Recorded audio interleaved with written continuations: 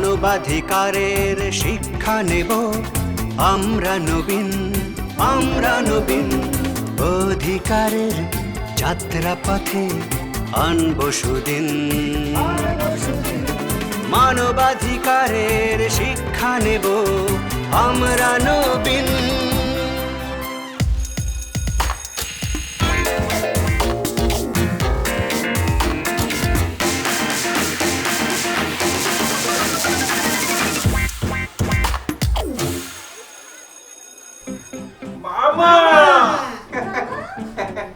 তোমরা একদম ঠিক সময়ে এসেছো।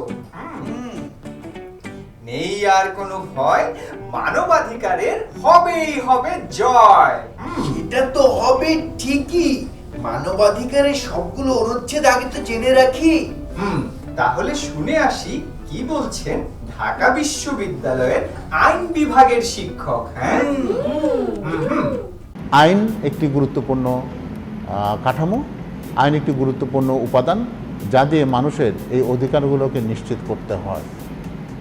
তো এখন আমরা এই সার্বজনীন মানবাধিকারের ঘোষণা যখন আমরা পেয়েছি, সেখানে কিন্তু বলা হয়েছে প্রত্যেকটি মানুষ সমান এবং প্রত্যেকটি মানুষের আত্মমর্যাদা নিয়ে বেঁচে থাকার অধিকার আছে।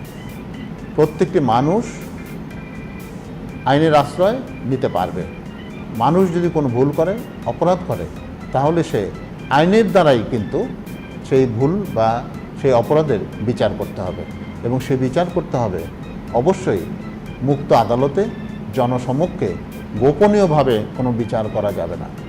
এবং শুধু তাই নয়, একজন যদি অপরাধ করেও থাকে, অপরাধের গুরুত্ব বা ভয়াবহতা কতটুকু সেটিকে যাচাই করার জন্য যে অপরাধী, তার হয়ে তার প্রতিনিধিও কিন্তু আদালতে কথা বলতে পারবে। এই কারণে যখন আদালতে কোনো অপরাধী বিচার হয়, তখন অপরাধীর পক্ষে তার উকিলরা কথা বলে এবং সে কতখানি অপরাধ করেছে সেটা তথ্যগতভাবে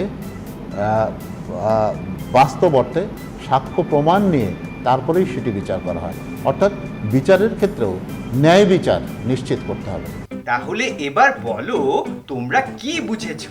বুঝেছি মামা, আইন হবে সবার জন্য সমান এবং স্বচ্ছ। কেউ যদি করে খারাপ আচরণ, কেউ যদি তোমাদের দেখায় ভয়, তাহলে আমরা নেব আইনের আশ্রয়।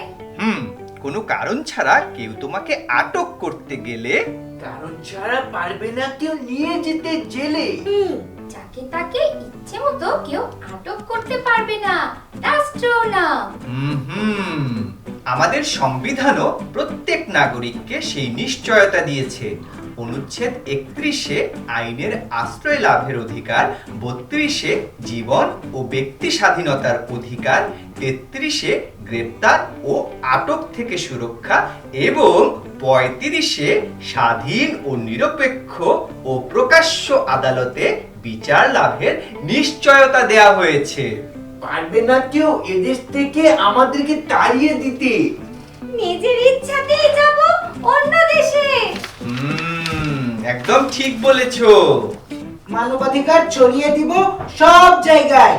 আরে বেশ বেশ, ভালোই তো বুঝে ফেলেছো মানবাধিকারের অনুচ্ছেদ। ঠিক এমনি ভাবেই আমরা 1971 সালে পাকিস্তানের কাছে নত করিনি মাথা।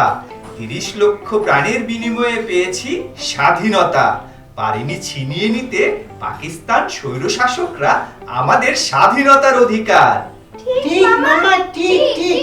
আমাদের দেশ, আমাদের গর্ব। আচ্ছা বলো তো ভাগ্নে ভাগ্নিরা, টেকসই উন্নয়ন অভিষ্ট বা সাস্টেইনেবল ডেভেলপমেন্ট গোলে এই ব্যাপারে আছে নাকি কিছু বলা?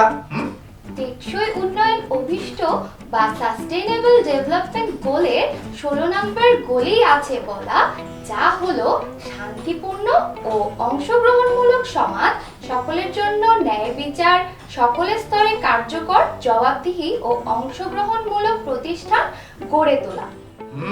বাহ, তোমাদের মাথা তো এখন অনেক তথ্যে ভরা। এত সহজে কি বুঝতে পারতাম আমাদের চ্যালেঞ্জার মামাকে ছাড়া? আজ তাহলে এ পর্যন্তই থাক, এখানেই শেষ করছি। ঠিক আছে মামা, আমরাও তাহলে চলি। হ্যাঁ, ভালো থেকো।